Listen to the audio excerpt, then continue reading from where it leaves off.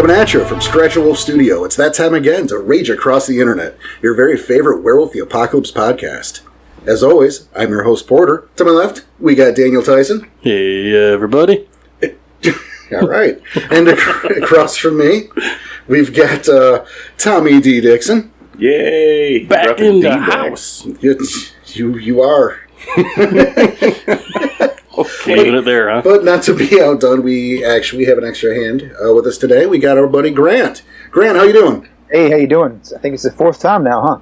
Is it? Is it 4? I think so. Oh, this is a new record. That is the new record. Ooh, snap. Yeah, he's been here the most. Lyric, Melissa, what's up? You know, doing Step things. up. We'll be talking about some nice stuff today. Right? And we are, in fact. Today we are talking, once again, we're dipping our toes into the Savage Age. This is, I don't know about a fan favorite, but maybe a house favorite. I think definitely a house favorite. I don't know what's in everyone else's hearts, but this will launch, I guess, the start of a new series. Mm-hmm. We had a talk. We decided we were going to do a kind of like our Pharaoh overview. Yeah, the overview. Yeah. But we're doing with the Garou. Well, we're starting with the Garou of Savage Age. Right. We figured that thematically Kind of makes sense. Right. And then, of course, so if we're doing that, who better to have on the show? At least this person, if not the others, than Grant. So thank you again for joining us. Yes, Grant, welcome back. Thank you. Now, I think before we get started on all that, we have a bit of announcement from Grant. I know there's a contest we've been running all month. You've heard about it already. I hope so. If those weren't attached to the last episodes, we're in some trouble, Danny. It's there. I hope it is. It's there. We're going to look like total assholes if it's not. No, just me.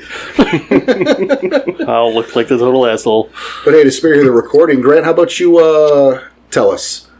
So there's only a few more days left for the 2 Weaponized Ink Savage Age contests. You have the primary one that is being ran by Chris Gunning and Weaponized Ink proper is for a 500 words or less short story or some artwork.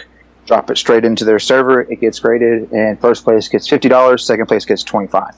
And then we have the Rage Across the Internet exclusive Savage Age contest that's being held by me. So you have just the character submissions. I know I've been hitting it up all month long. Give me a PC, an antagonist, or an NPC. You get a free write-up in those categories from me for your own personal use, as well as if you happen to win per category, I will buy you Tribook or Comma, or the equivalent Savage Age book of equal or lesser value, or even allow you to basically pre-order Tribook Aja for whenever I get it published. Take me a little while. I'm working on it, I promise. But yeah, that's about it. Feel free to ask me any questions, guys, and I'll clarify anything on that. And you can find Grant hanging around either the Weaponized Ink or Rage Across the Internet Discords. Yeah, he's Pretty there. much. He's there. It's just like a lot. Yeah, I'm on Discord a lot. Nothing wrong with that. Nope. Drives my wife crazy. Well, of course, Discords, if you're not on our Discord, you should be. right, and you can get there through our forums, which is at our website, which is .com. Ooh, all right, Batman. I am the Discord. Oh, really? Okay, now we know. I have your passwords. This I is see true. what you look at. Gross. Teach you to look through my history. Oh boy. All All right. right. Grant is speechless. No words for that. Well, then, once you've grabbed the link to the Discord, check out the store. Got some cool shit there. Some cool stuff. All Rage Across the Internet themed. Yep. It's just fun shit. Yeah, new products added all the time. More or less, yeah. And if you haven't bought from the store, that 10% discount code is on the Discord. That's true. I've forgotten about a lot, so thanks. I hope it's still there. You didn't delete it, did you? No, I didn't believe it. It's pinned. All right. But it's a one-time use, so anyone who goes on the Discord gets it. Yeah, that's all it takes. Yeah. But let's dip into some Savage Age. Sure, let's do it. All right, so something I think to note about the Savage Age, and Grant, I know you can back me up here, but you can back us up on all of this because you're here. Right. Is that the Garou Nation, and this is where we've decided to start with Book 2, Rise of the Garou, at the beginning of the Garou Nation, is the Garou at that point were not werewolves. It wasn't a term for a type of Pharaoh. It was more like a gang. A group of shifters? Yeah. Okay. Essentially the Garou Nation were the Hengi Yokai of that era. Oh, think of it like the Beast Courts. Yeah. Okay. That I can see, yes. Because we all picked our own individual, we'll call them tribes at this point. But that's the thing, is they weren't tribes, they were their own Pharaoh, with their own guy in mandates. Yeah. They all had slightly different beast kin. They were all canid shifters, but each one had their own specific canid kinfolk. So, like, it's easy to look at them as different tribes, but they weren't. They were different races. So different races altogether. Yeah. Damn. Because, again, I know we all picked our own individuals. Mm-hmm. And I don't know, it depends on who's going to go first. I thought I would go last, but I don't have to. Okay. Save the best for last. It's fair. What do you got then, Tom? No, you go first. I've always gone first. I just It's thought true. maybe... In the last few times, I've gone first every time. You're right. I just thought we'd just continue that motion. Your turn. All right, fine. What you got for us, Danny? But that's kind of why I'm bringing this up, because the one I picked was, we'll go with the Belai, and Grant kind of already backed me up a little bit, told me it was the pronunciation either Belai or Belay. I guess it all depends. Yeah, it's depending on your accent. I mean, that's old language, so no one's really sure how it's supposed to be pronounced. So whatever you're most comfortable with, you can pronounce it either way. Belai sounds fun. We'll stick with Belai. All right. But they flat out said these were the first werewolves. Facts. That was already cool and stuck me right there. But just because they were werewolves, they weren't part of the Garou Nation just yet. Well, there wasn't a Garou Nation until a point, until the War of Rage. Correct. So that's kind of why I stuck with this, and I was happy I did. But there were some aspects to them that each one, though, it also says that the successive tribes were White Howlers, the Geta Fenris, and the Fianna. Mm-hmm. And what I could see out of this tribe was that they have like 3 different aspects of them that kind of relate to one to each of those 3 tribes. You got the glory for the Get, get the passion for the Fianna, and kind of like maybe like the rage building up for the White Howlers. So they really looked at it from like the perspective of strength from what's the word I'm looking for? Like they do problem solving in a very direct way. So the White Howler sub-cultural aspect that is inherent in the Belay is that they are consistently looking for a way to solve an issue or a problem with the least amount of moving parts. Like they see beast over there, let's go kill the beast, instead of let's trick the beast into killing itself, or helping the beast become not of the worm anymore. Whatever the case may be. The least amount of steps possible. Exactly. Hulk and smash. those members are the ones that end up becoming the White Howlers. See, that's cool to me. I Well, enjoyed that. And I think that's also a few steps ahead, too. A little bit. Absolutely. Because, I mean, again, we've talked about how each of these different... And, I mean, you want to say tribes. I want to do it, too. I want to say tribes. But, each of these different breeds has their own mandate. So what... And I noticed is that the mandate for the Belai was not what I would have thought it was. No, I was a little surprised by it. So what is that, Danny? They were like the chroniclers and historians. Oh, I'm a little surprised at that, too. Yeah, Right? it was too. It's not what you'd think. Yeah. Getting like the warrior tribes, we'll use quotes there for the Get, the Fianna, even the White Howlers. That's not what you'd expect being chroniclers and historians at all. Honestly, you should have mine from this one. I mean, we should switch. Well, see, That's why I said I was going to call you last night and see if you wanted to. I was giving you the option. No, I'm not taking a switch. I'm saying what their mandates are. Oh, that's Our fair. mandate should switch it. It makes a little bit more sense. That's fair. Well, I think that's something, too, is that, that's what we want to do, because we want to equate them to Garou tribes in Apocalypse. But we're doing it backwards. A little bit, but we're a werewolf podcast. No, exactly. So the easiest way for us to relate it to. Well, no, I get that. I'm just saying that we are looking at it backwards. Yes. Because I think it's less the White Howlers, in your case, the White Howlers, the Geta Fenris, and the Fianna. Mm-hmm. It's not like all 3 had a baby, and that's what came out. It's the other way. Yeah, it's the boy had a bunch of babies, and some of them became Geta Fenris, and some of them became White Howlers. Exactly. Like, actually, how that works. Actually. Oh, boy. So, now, there's a story to each one of these at the beginning of each chapter. Mm-hmm. Who wrote these, Grant? I'm very curious, because this story was awesome. So each one is written by whoever was assigned the particular breed. Honestly, I'm not really sure off the top of my head who is assigned the belay. It's probably Kaysen. Honestly, Kaysen or Andrew pumps out most of these short stories. Well, whoever it was, hopefully they're listening. Well done on that story. And also, shame on you, Grant, for not taking the opportunity to just steal the credit and create a fun little rivalry. Because we have every intention of having Kaysen on the show eventually.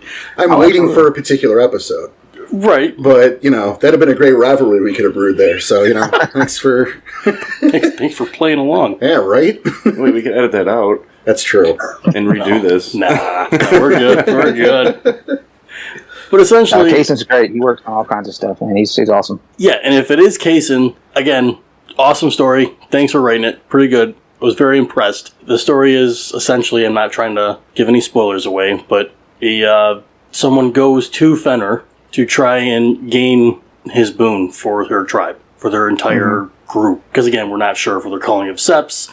This is all, thousands of years ago.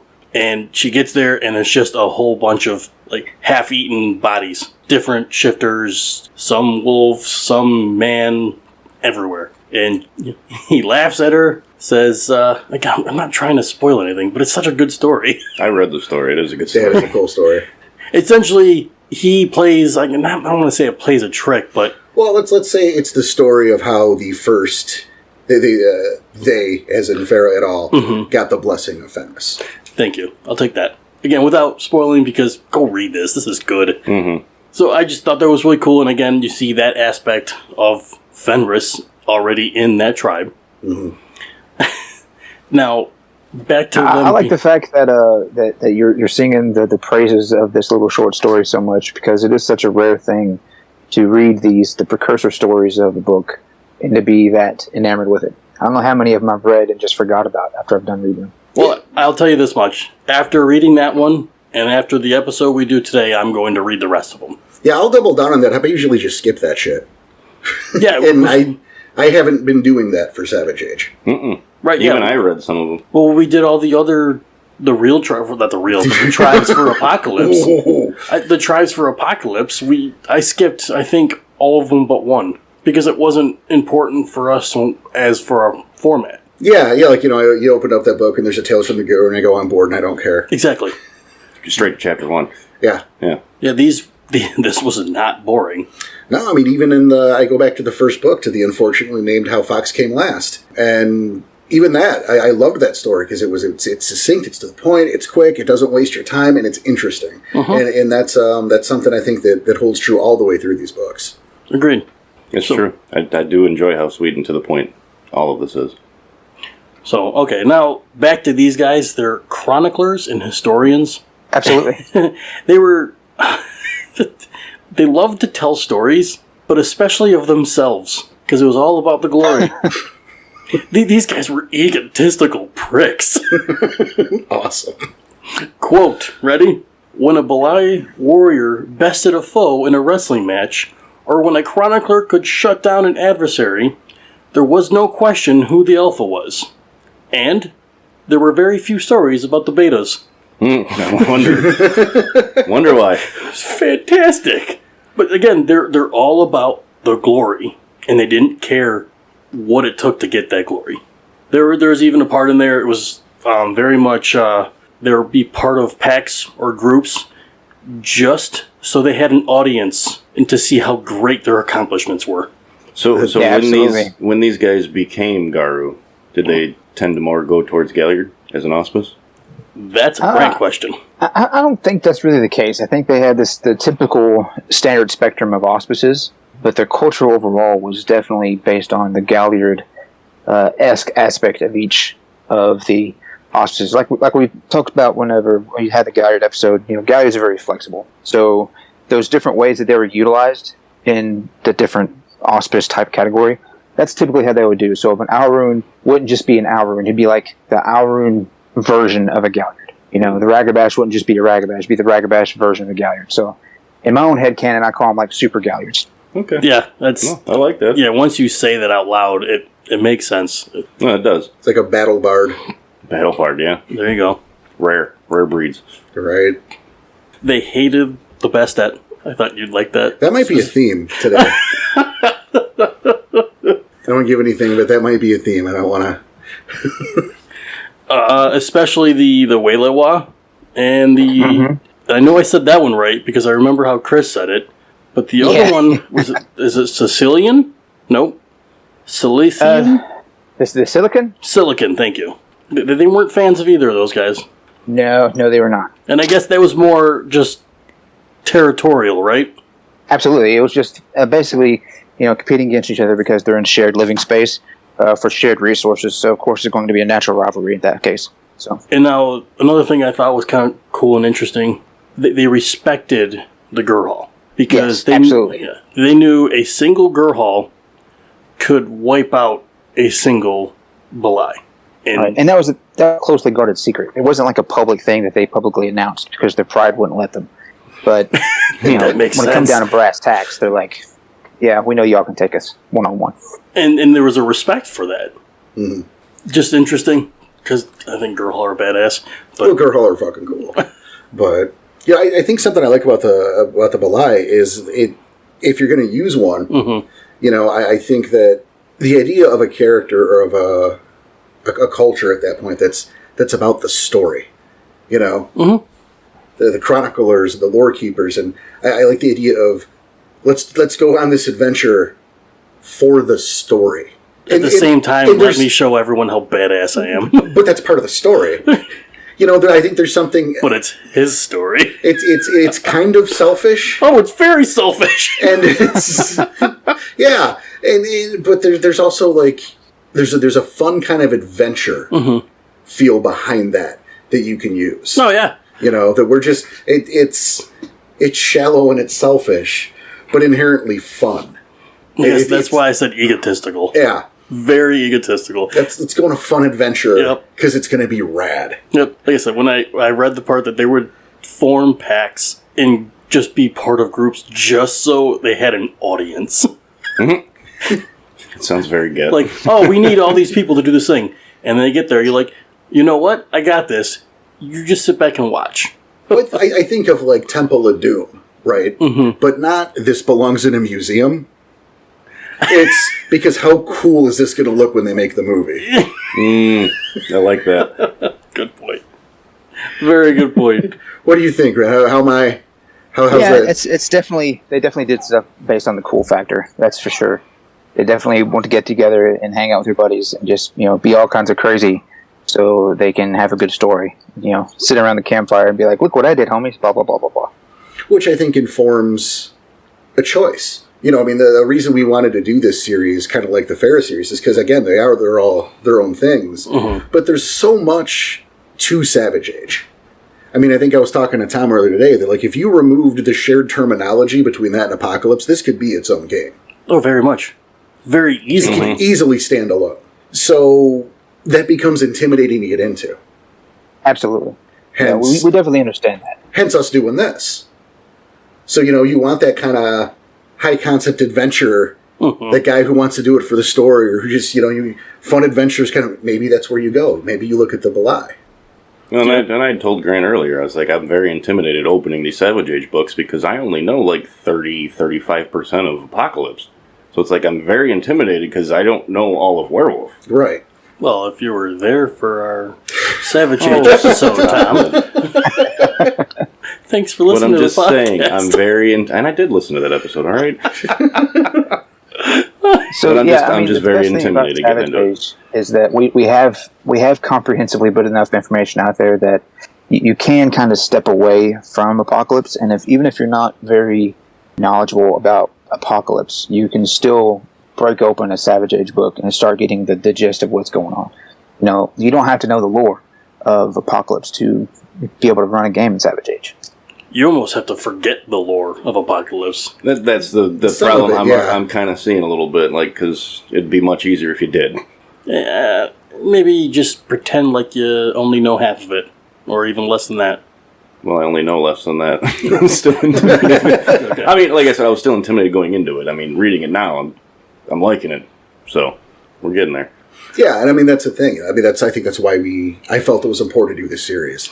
Well, because that, like where the fuck do you I mean we did a couple before, but it's like where do you start? How do you pick your thing? There's so many options, it's intimidating. Well, this is definitely a fan requested episode as well. Well, that too, but just throwing it out there for the ones who did suggest it, so thank you. There was quite a few. Kind of like the last thing I want to mention, and hopefully Grant can maybe shed a lot more light on this than I can. Oh. But the tribal split, I guess, during the War of Rage, you had half the Belai on one side and half on the other. Yeah, I mean, so you had a lot of it that happened. You had basically two different philosophies when it comes to what they're supposed to be doing mandate-wise. And so you had the heroes who were basically, they were the ones that were doing things for the story, right? So they were the ones that are getting together in packs to go out and just have a good time and just basically do enough craziness that they're going to be talked about in the Civil Record. Then you had glory hogs. Yeah, basically, glory hogs for days. And then you had the lore keepers, which is the other side of it. These guys are the ones that were a little bit more passive because they were more concerned with the actual mandate given to them by Gaia about, hey, we should really be recording history and spreading this type of lore. And they really thought that it was kind of distasteful to be forcing the stories like the others were. And so over time, it just really snowballed until they split towards the end of the War of Rage. So it started first by going like regional. So you had like some that were in Italy versus the region that would become Italy, versus Germany and like the British Isles, North Africa, South Europe, places like that. They would all kind of have their own little idea of which one works best. And then just, like I said, over time, they just naturally gravitated away from one another. Very cool. That's just kind of what I had for Belai. I mean, I don't know if you want to go next or if... I mean, that's kind of Grant's final thoughts on that one. I can go. So, yeah, I'll give some final thoughts on the yeah, please. Belay, whatever. So, there's a lot of people that really, really like the Fianna. It's one of my favorite tribes. Same thing with the Get. And then lots of people want to keep talking about playing White Howlers. If you want to play one of those three tribes, the closest you can play one of those three tribes in Savage Age is by playing one of the Belai. Almost need no more study or dipping into lore. You want to play one of those guys, play a Belai. You'll go into it and you'll immediately know what to do. Awesome. Sounds perfectly fair. Yeah, I mean, I said the three different aspects of those tribes, not they had three babies. The three babies all make up that. Yeah.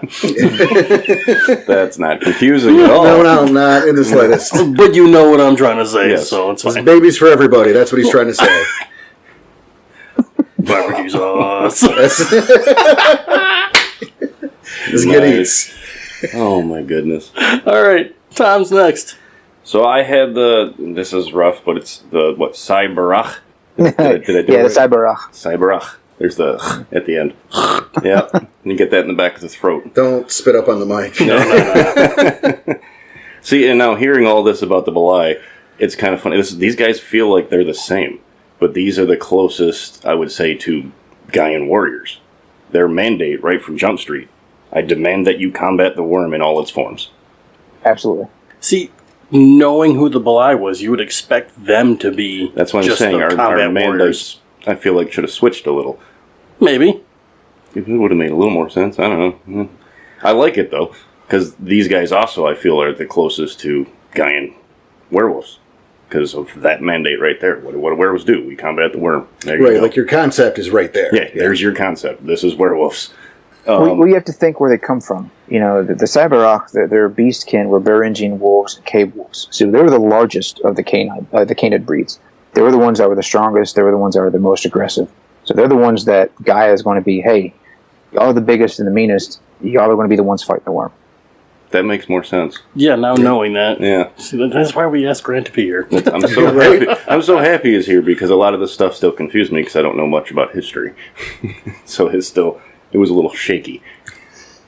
But another one with the story at the beginning, this one was great. Mm-hmm. And I actually, the quote that the elder starts with, I actually wanted to say it. It's a really good quote. Winter, it is the time of the wolf. Our prey is at their weakest, our allies slumber, and the world becomes vulnerable to the corrupter worm. It falls upon us, the claws of Gaia, blessed by Luna, to keep her pure. In doing so, You will become a reflection of that purity, and your fur will be the freshest of snow. Listen and learn. I like that. Yeah. And I see they really draw onto the white fur, like the originals, like the very first werewolves. Oh, with the silver fangs, you mean? Yep. With their and story they obviously, told. hearing that, the silver fangs came from this, the Shadow Lords, and the Wendigo, when they did the split. Oh, interesting. The Wendigo too, huh? Yep. Huh.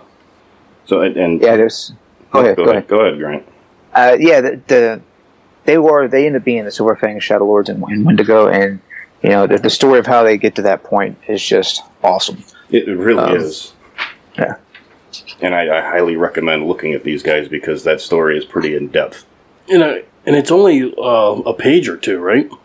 It's about 2 pages. For how short these stories are, they're pretty impressive. So these guys, right from Jump Street, they saw themselves as the harder and tougher of any of the Pharaoh, and they're like the alphas. Like that is what they want. They want to lead. I'm seeing the silver fangs here. Yeah, silver fangs really shine in this tribe is what we're calling them. What do we call them? Breed. In this breed. So silver fang really shines through with these guys. Right. I like the little bit of they have no qualms sacrificing great numbers of their people to ensure survival and victory.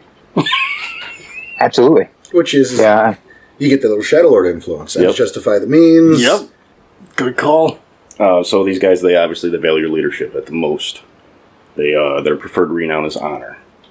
And so you can really see where the Wendigo come through as well, and the way that they're rational. They do make those hard decisions, and they're willing to sacrifice to accomplish their tasks. But they're also very rational. They don't just make those decisions based on their own ascendancy and position. Sort of like Shadow Lords in the modern era. Sometimes they'll make decisions that really just push their own agenda forward. The Cyberrock back then, they didn't really do that. Like, they make a hard decision to push their breed forward, their tribe forward, not them individually. Mm-hmm. I like that. I like how also you guys got in the book that the packs of them, they were very cutthroat. So these guys, they don't value backstabbing, but if you're sneaky enough with it, I mean, look. If you can get away with it, you can get away with it. And that's, very Shadow Lordy of it. I was going to say that's very Shadow Lord. Yeah, very, very competitive to the upteenth degree. They're always, every one of them wants to be alpha. There can only be one alpha. There can only be one alpha, but they're always competing. And that's one thing I like, that they're always, there's infighting a little bit with that, but sure. But they're making sure the strongest is the leader. Well, and it's very telling when you compare it with Apocalypse lore. Because, for as many different versions of the War of Rage that we've heard whispers of, but never a full story of, it usually boils down to the Garou said, well, I'm the boss of all of you now. In the rest of the fair going, you're not the boss of us. So it's murder kill time. Right. And then, the Garou go, well, now there's one less Pharaoh. We're the boss of you. Anyone else want to... Exactly. And then that escalates a whole lot. So I think that kind of speaks to that thought process, Mm-hmm. There's just those ties there to where, yeah, okay, it's all hearsay. We don't actually know. But that lines up really nicely. It does. I'm the boss of you. No, you're not. Slash. All right. Anyone else want to disagree? So these guys they were known amongst the Pharaoh they were best known for the imprisonment of Koshi. Is that how you pronounce it? The Talon of the Worm? Absolutely. Yeah, they're the ones that had massive battles and sacrifices to actually imprison that Talon of the Worm way back in the day. Way back, and this actually almost broke them. It almost killed them all off. Absolutely. So still noble. Nope. Very noble. And then obviously, and since then, each generation actually embarks on a grand dragon hunt. Oh, that's cool. Yeah, they're trying to recapture that glory. They're like, oh, my ancestors, took down a Town of the Worm. What am I going to do to compare to that? Well, let's see if we can go take down something just as big. Exactly. They're still trying to live up to that. They want to best it or do better. That's awesome. Yeah, you got to appreciate at least the goal. Oh yeah. Oh yeah, the cojones on these guys. Yes. Yeah. They're like addicts. They got that first high, but now they're chasing it for the rest of their existence. Mm-hmm. And Grant, you had actually brought this up in the Discord today. They actually have quite a secret. They do. So they're the breed that has the highest highs, and still remain alive.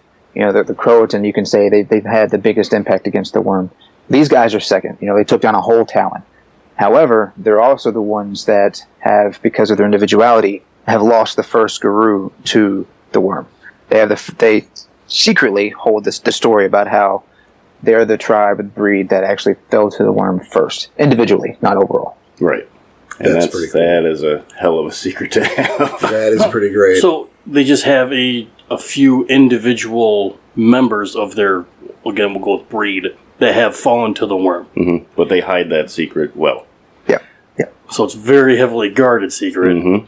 So out of their way to take them out, too, if they ever encounter them, obviously. Well, that was my next question, is did they take those ones out? Oh, absolutely. Absolutely. Got to make sure it's hidden. Did they have like a special name for those or anything? Jeff. Yeah. Kill all the Jeffs. Kill all the Jeffs. Or Tims. Tims? Yeah, just Tims. All right. So I don't think we've come up with a particular term for them, besides, falling to the worm or the corrupted. That's a cool term right whenever, there. Volume 4 comes out, we'll find something else. Okay, cool. It's Hopefully something we don't need a pronunciation guide for. Just throwing that out there. That's not my call, gentlemen. Not my call. That's fair enough. Chris. if you're listening, which I'm We sure didn't he's say listening. which one, but but you can figure it out. Everybody's Chris. Everyone's Chris. But no, you look at that the idea that they were the first to fall. And again, I go back to Apocalypse lore for a minute. And we've talked about in some of those Pure Ones episodes, that idea of the remnants of Garou who had fallen before. Yeah, because it's never And, really look at that. confirmed, but there's implications. Right, and what did we talk about? I think we talked about it in Croton, I think. Yes, we did.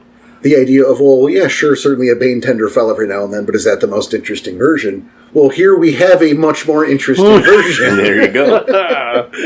Hey-o! I mean, not many know about it. Just the tribe or the breed does. Right, but here I am, if a storyteller, and I happen to know one. Quite a few, actually. It's not that the breed would be the only ones that would possibly know. You have to think, back in the Savage Age, you still had the Hara, and you still had the oh my god, I'm going to butcher this, Walewa. And they were very, very intuitive about getting the secrets of the other Pharaoh, especially the Hara. The saber-toothed tiger cat Bastet, man, they was all about getting those secrets of the others, and letting people know if they needed to that, hey, these people have this bad secret, and if you wash our hands. I think that caused a lot of the animosity between the Bastet and the Garou back then.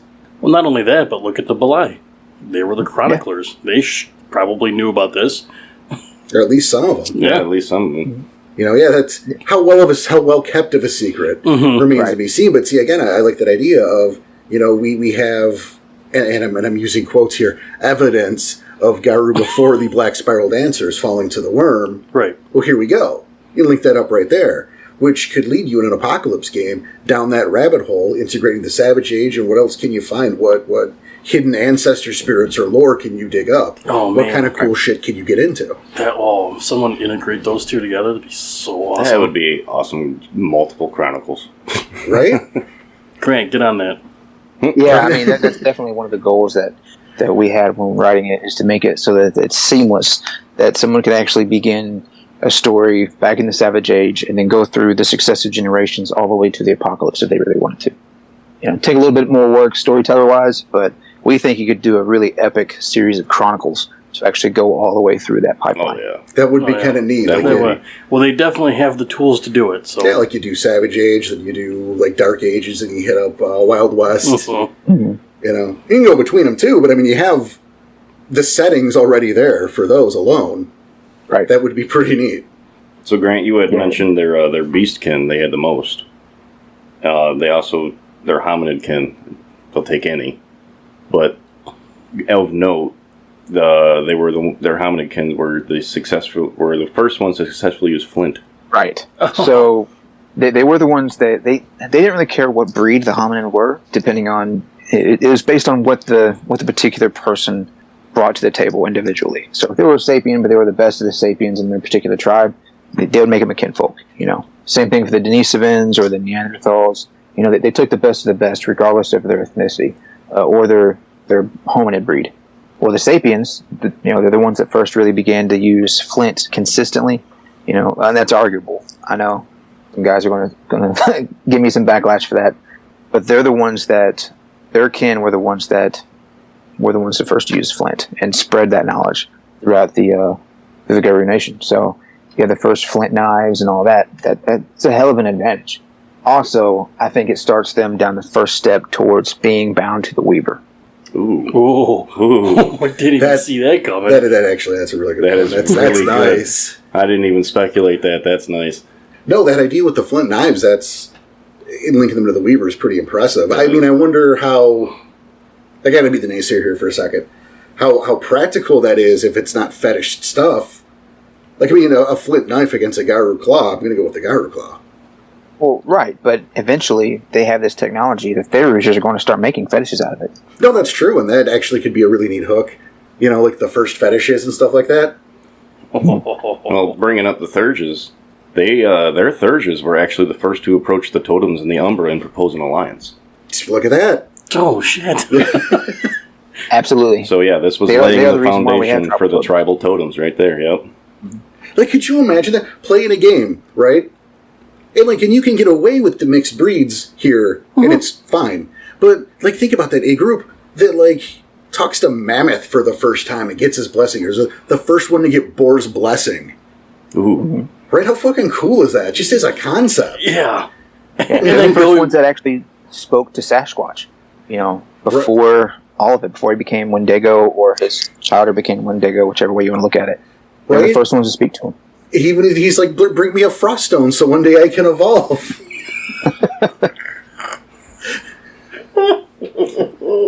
Never letting that go. Allegedly, yes, allegedly. And I think it's funny that he brought up not funny, but the fact that he brought up the flint knives and bringing them closer to the Weaver. Well, during the War Rage, they actually began punishing their human kin for accepting technological advances too fervently. Right. That's... But they yeah, that's nuts. A little catch-22 there. That is very Garou of them, isn't it? Yeah, it's actually one of the things that caused a major split. So you had two different catalysts that split the tribe. So you had a lot of them, and they all the splits happened during the Impersium, right? Right. Mm-hmm. So you had half of them that were kind of opposed to how the Impersium was going on, and so they crossed over through the Bering Strait with their Tinger, Stargazer, quote unquote allies, over into the Pure Lands, and they started all that over there. Well, about that time, the Bering Straits were beginning to be washed out. After a certain amount of time, they couldn't get back. So you had half of the tribe in North America with no way to get back to Asia, and you had half of the tribe in Asia. So that caused problems. That's the first real split between the tribe. We know if they had a Strider. Right. That one Strider, you're right. Yeah. One Strider's going to help all of them. If they had the ones, they just didn't have Striders yet. That was the problem. They brought a Stargazer, and that's what you get. That's what you get. I laughed so hard I could make that callback. Thank you. Well done. Well done. Now and then the other half that was in Asia, they both looked at it. Here's the biggest thing that I think a lot of people will really take a kick out of this particular breed. They looked at the Impersium from two different angles. Either A, they're going to control humanity by manipulating their leadership of the tribes, or B, controlling humanity by manipulating them to fight each other. Guess which tribe came from which camp? I think Danny just did.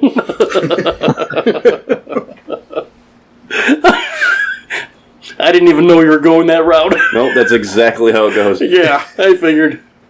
Once he said it the second way, I was like, yep, there we go. Saw it coming.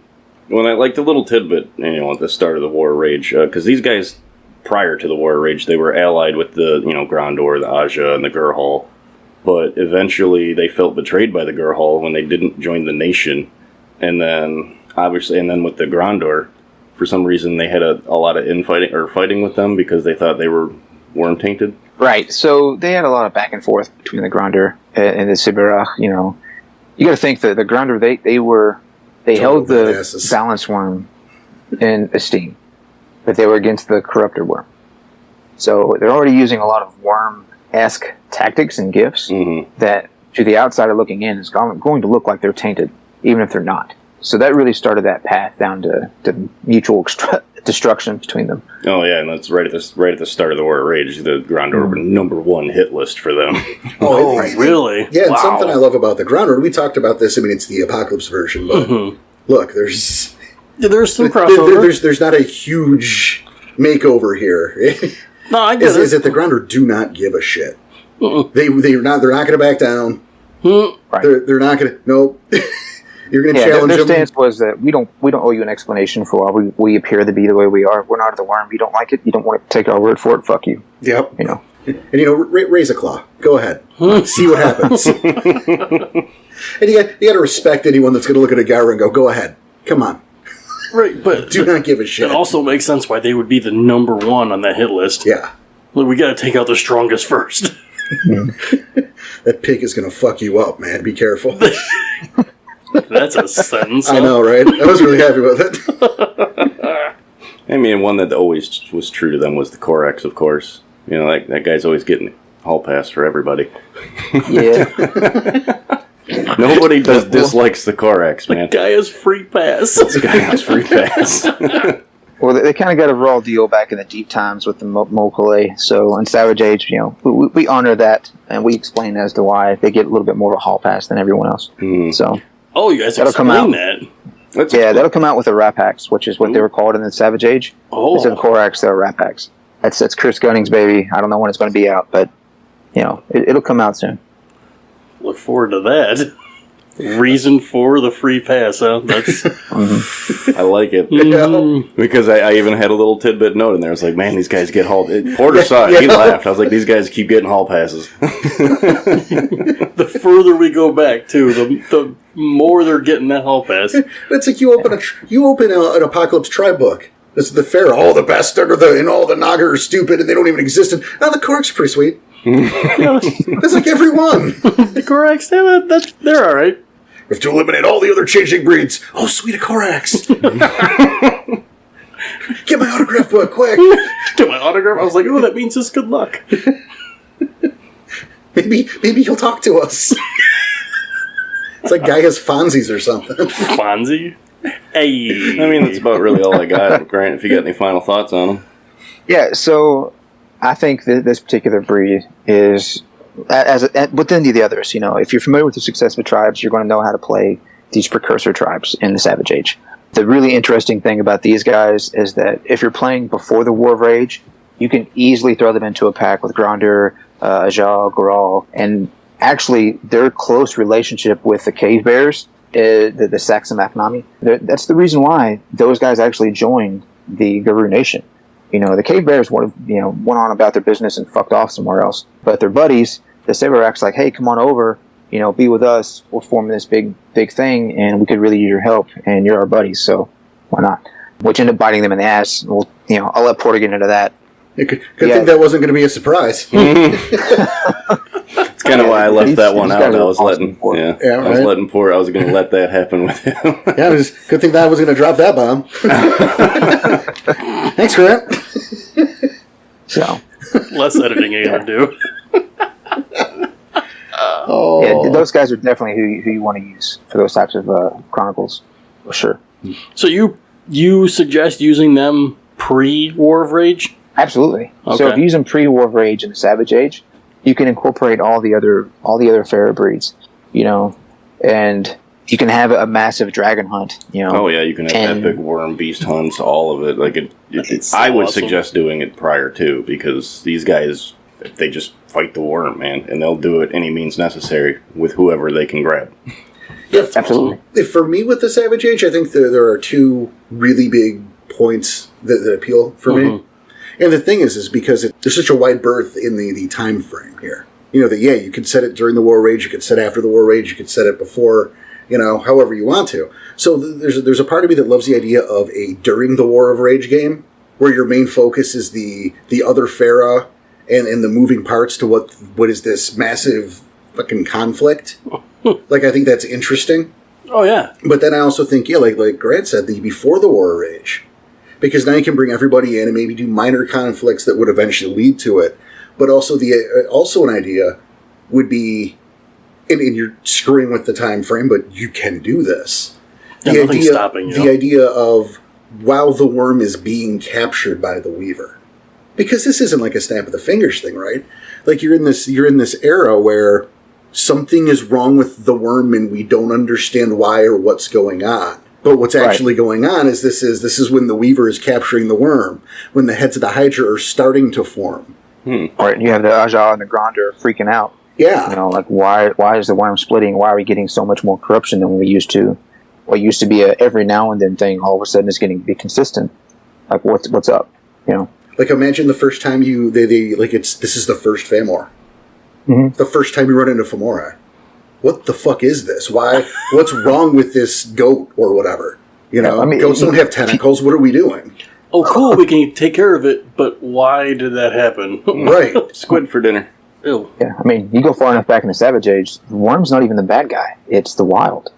You know, so they're fighting Gorgons and random wild occurrences where wild spirits cross the gauntlet because of how thin it is, and it's fucking all kinds of shit up. Maybe unintentionally, maybe intentionally, but it's causing problems. So they're actually fighting wild spirits instead of the worm.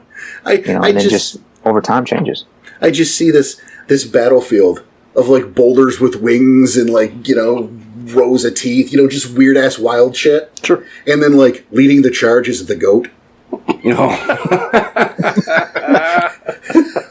I can see it now. Yeah, like it's on this big stone wrench, just I just thought of Doom Patrol. just standing there like an asshole. Doom Patrol? Nice. The goat. Yes. But no, I mean that was something, you know, that really, as a storyteller, appeals to me. Is you have all those options. Oh yeah. You know, and those are three very different scenarios and three very different games, but there's plenty of intrigue. There's plenty of room for antagonists and to grow, and you can pick largely whatever. I mean, you know, there's different time frames, but you do before the War of Rage. You do that when things are starting to go wonk. You can pick whatever you want and put a group together. That'd be so cool. All right, so we saved the best for last. Yeah. And this is a huge surprise and nothing that anyone said before now. Certainly. Is, you know, I picked the Sexum Akname, or the Stone Eaters. And these are actually Gurhal. These are the cave bears. But we're doing Garou Exactly. breeds / tribes. Which is why I talked earlier about how in the Savage Age, the Garou Nation worked more like the Beast Courts. You know, we look at these as tribes. They're not tribes, they're breeds. Mm-hmm. So these Gurhal, these cave bears in particular, joined up. They were one of the founders of the Garou Nation. And, interesting. Right.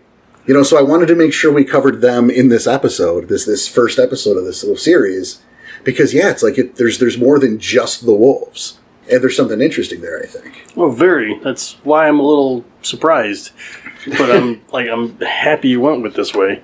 But we'll get into the logistics of it here. I mean, first of all, their Gaian mandate was to protect the boundaries in places of transition in the world. Huh. Right. And largely this has to do with the gauntlet. That's what I was thinking. I was kind of waiting. But I too took a bit from their story. These stories were good. I know, that I wanted to do. Credit to every one of you guys. Right? It really is great shit. You guys did a great job, Grant. Mine's a little longer. If so, bear with me on this. You had to laugh at it. Zing! Zing. Please continue.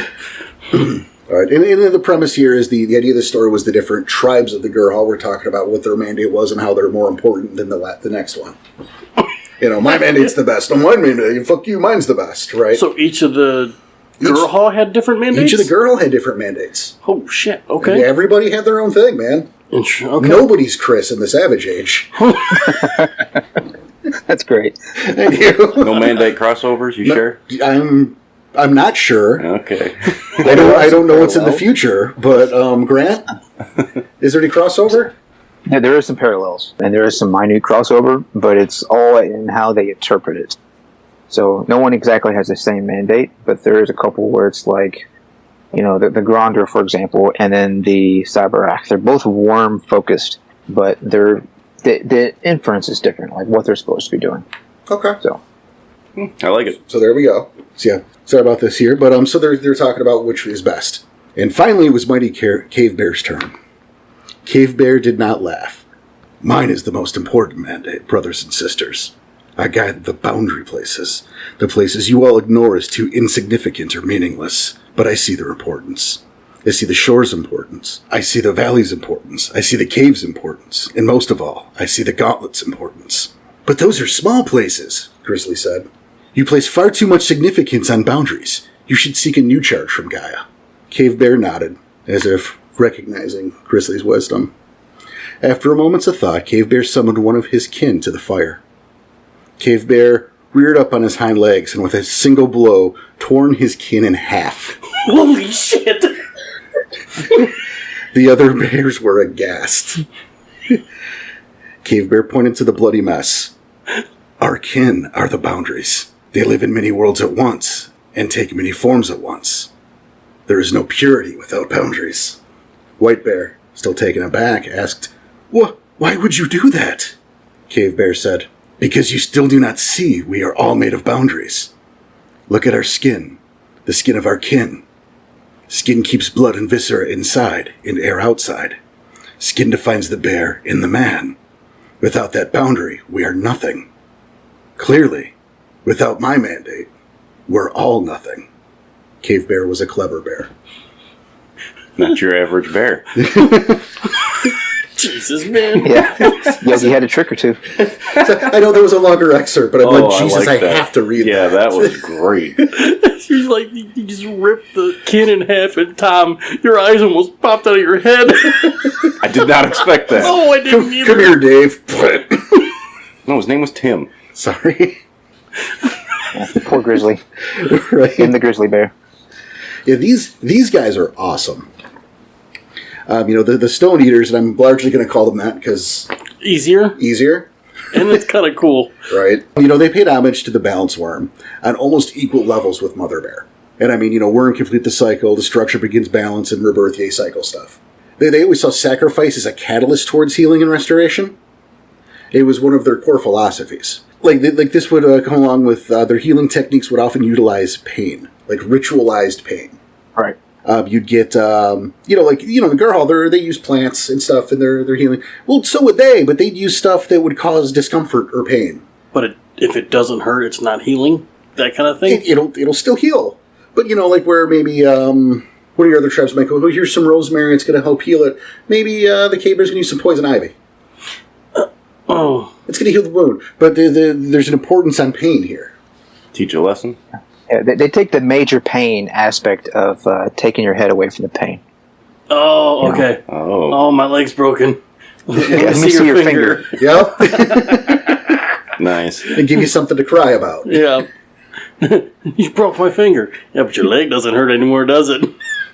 They even had rituals. Like when things were dire for their people, the Stone Eaters would allow themselves to be hunted, killed, and eaten by their kin. Mm-hmm. And in turn, they had the ritual where their Ursine kin would be hunted and captured, and then revered and celebrated and fed and then murdered and eaten. Good God! And they take these bones to these burial sites and these caves and these sacred grounds, so that the spirit of the bearer could reclaim the bones and return to life. Now, something I was unclear. Maybe Grant, you can help me with. Mm-hmm. Was that metaphorical or literal? So it's actually literal. They have that one rite where the ritual of rebirth that we haven't really clarified which of the Goral tribes it comes from, but it would make sense to me for them to come from the Stone Eaters. They're the ones that's already most obsessed with the Death Bear straight from jump and the whole process of going through rebirth. So it makes sense for them to kind of pioneer that ritual.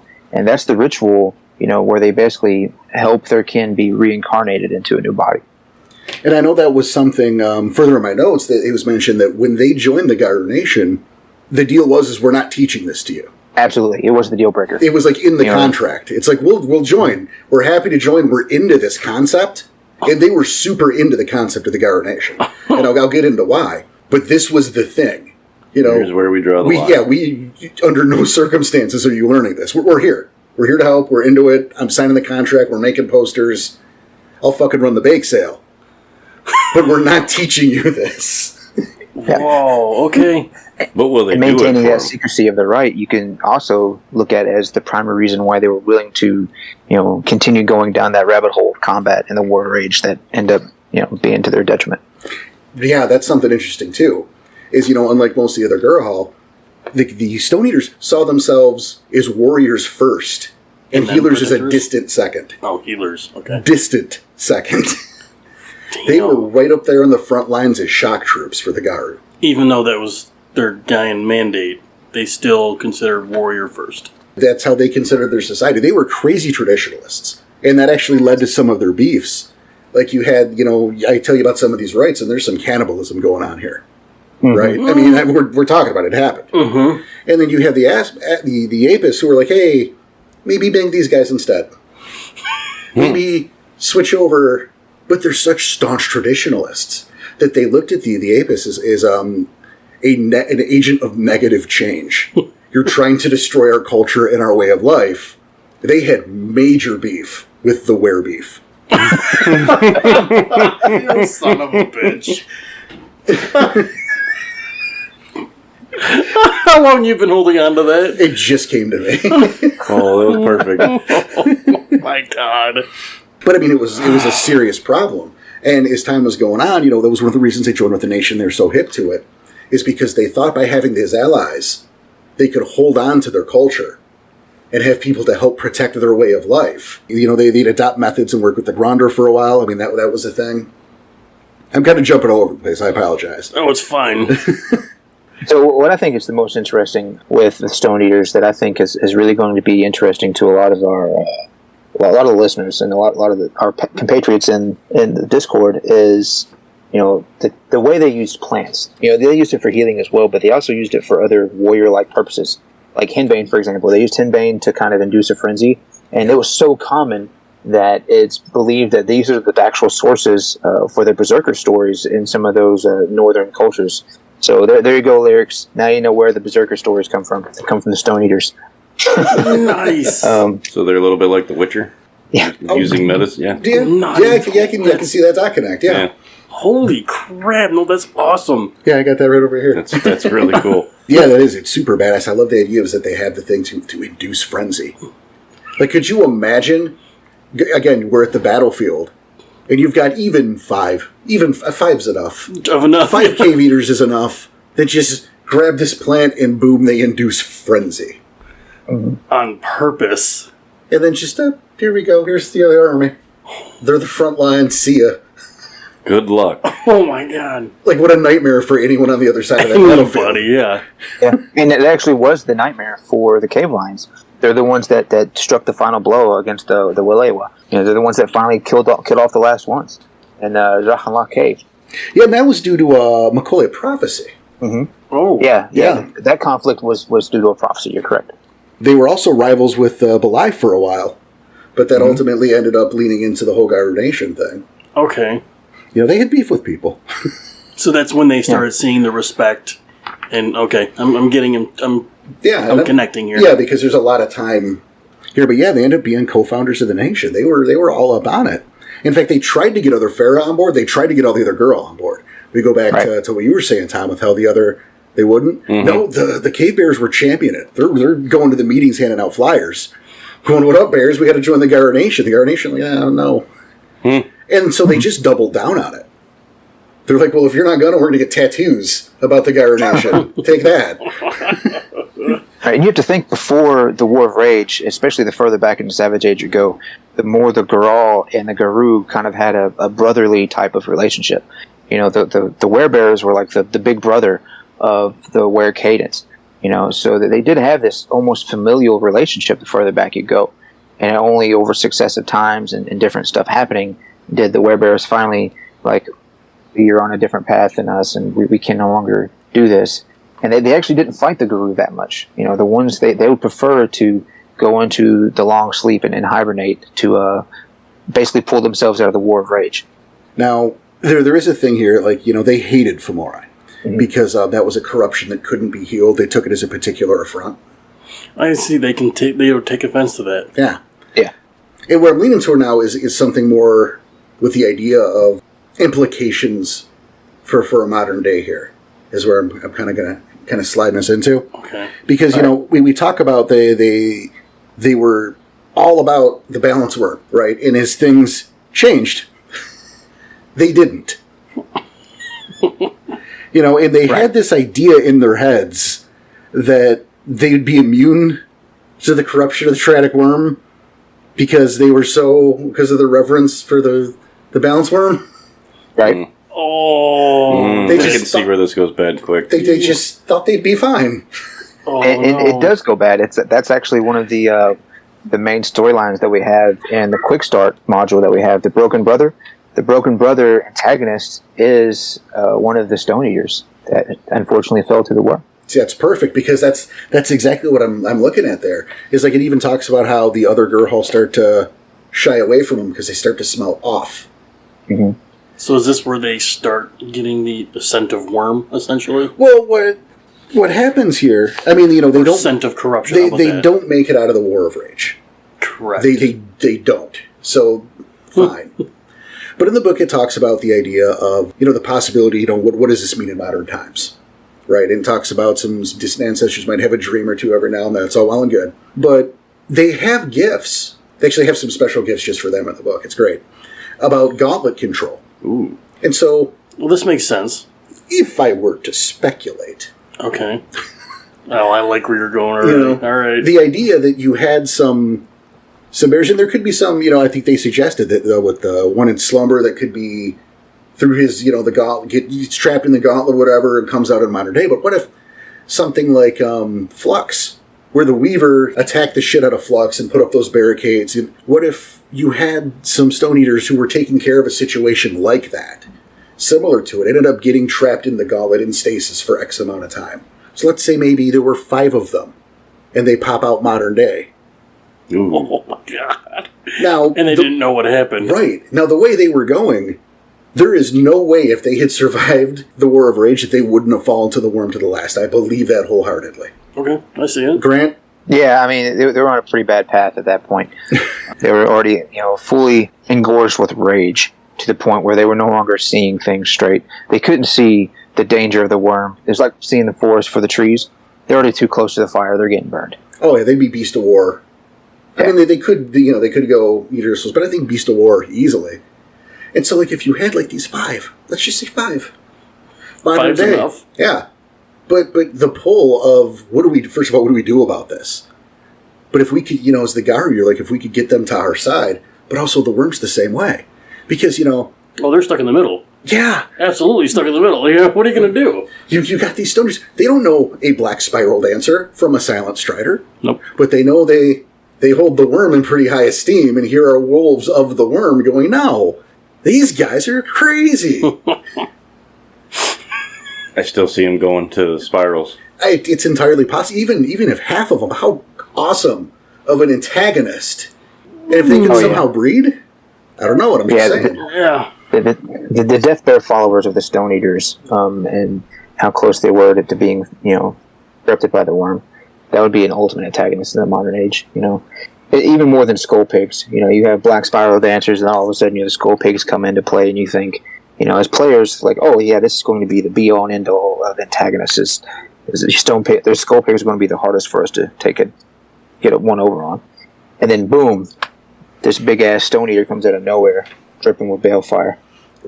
Oh, you had to throw that in there, didn't you? He just had to put balefire. It's like icing on the cake. Right, a Krynos girl isn't enough. No. We're going to add balefire. Thanks. Oh my god. Just put that little cherry on top. Right.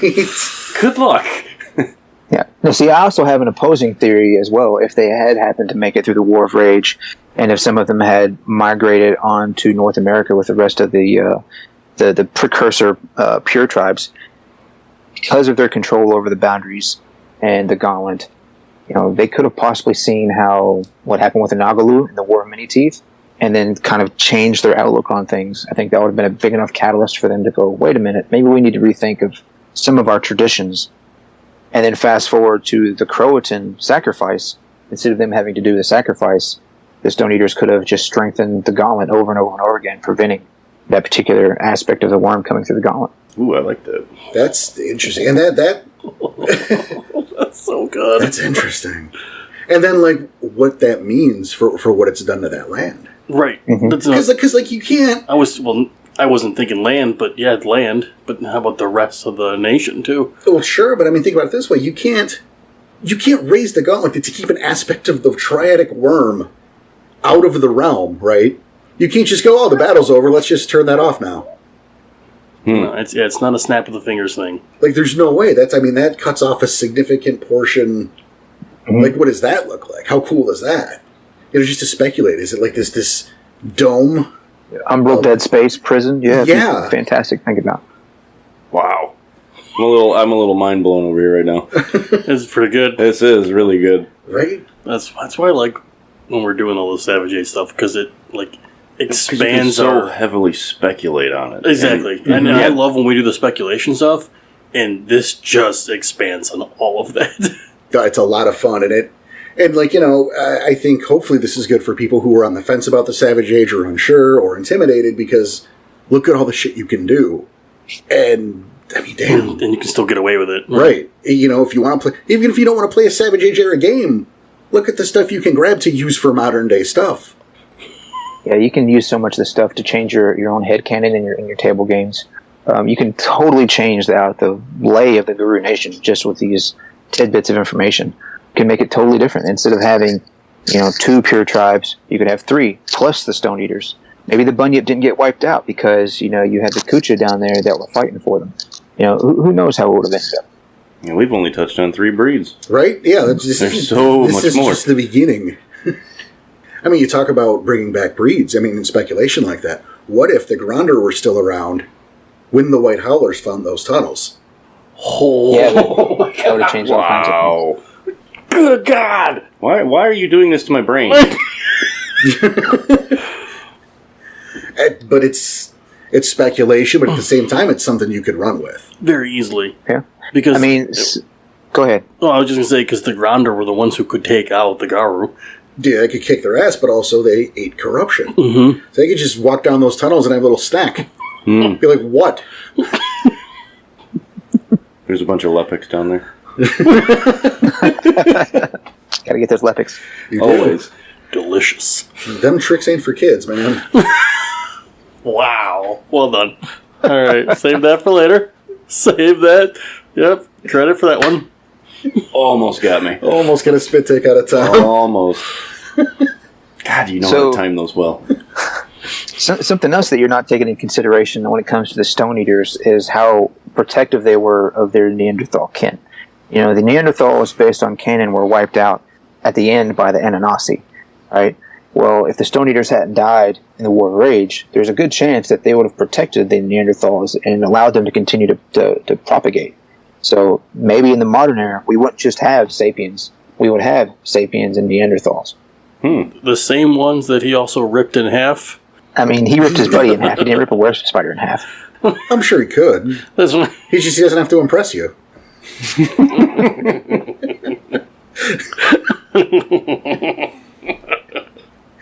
But I mean, you're right. You could take that road and go that far with it if you were so inclined. Mm-hmm. Right, absolutely. Or not. You can just, do whatever. It's your game. Exactly. But the fact that you have the Savage Age helps facilitate all these options. Such a cool thing. Exactly. I'm just as 3 breeds, and I'm thinking of like 20 Chronicles that could be ran right now. Right. I mean, there's a reason we have sat here and endorsed this line so much. We definitely appreciate it. We do. Well, we appreciate the work you guys are doing. I mean, that's why we're sitting here talking about it. Yeah. Also, your slogan is great. The future of werewolf is in the past. Oh, well, thank you. Yeah. You guys can have that, by the way. That's amazing. That is an amazing slogan. And it's just been gifted to Weaponized Ink. Yeah, you guys can have that. I've been saying it for a while. It's yours now if you want it. But full permission. Yeah, but I mean, there it is. I mean, I think everyone has listened. I hope everyone out there has listened to the show long enough to know if we don't like something, you're gonna fucking hear about it. That's true. We don't shy away from our opinions on this show. It's a podcast. What do you expect? That's our podcast with our opinions. That's how it goes. Right? There's no knee pads in this studio. So if we're not happy with something, you'll know about it. So the fact that we've spent this much time talking about the Savage Age tells you that at least I believe in it, in the potential of it. I think it should. That's unanimous. Exactly, yeah. We're all 3 on this podcast. Grant, of course, you're here, but this is absolutely, we believe in it and love talking about it. So, yeah, it's absolutely part of it. Yeah, like the fact that you guys have become friends of the podcast is an awesome bonus. But I don't think it would have changed anything if you guys would have been like, screw you. No, we would still try and do episodes on it. Yeah, because this is still really good stuff. Yeah. Well, yeah, we definitely appreciate that. And, it was kind of a surprise to me, too. Chris brought me on, and I was pleasantly surprised by how well thought out and how well defined the earlier books were. So when he asked me to come on, I was like, yeah, sure, why not? So I'm right there with y'all. It's definitely impressive. Yeah, we're definitely glad you came on board, because now, here you are, you're with us and recording your 4th episode. And this is not going to be your last. No, it's not. He's putting that bar pretty high for the other guest stars. That's right. Get it together, Casey. It's going to be your turn soon enough, man. Oh.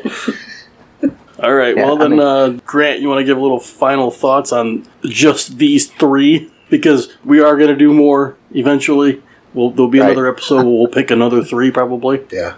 So, my final thoughts on these 3, I think the Belay and SYBS is going to be the easiest of the Savage Age breeds for Apocalypse players to get into.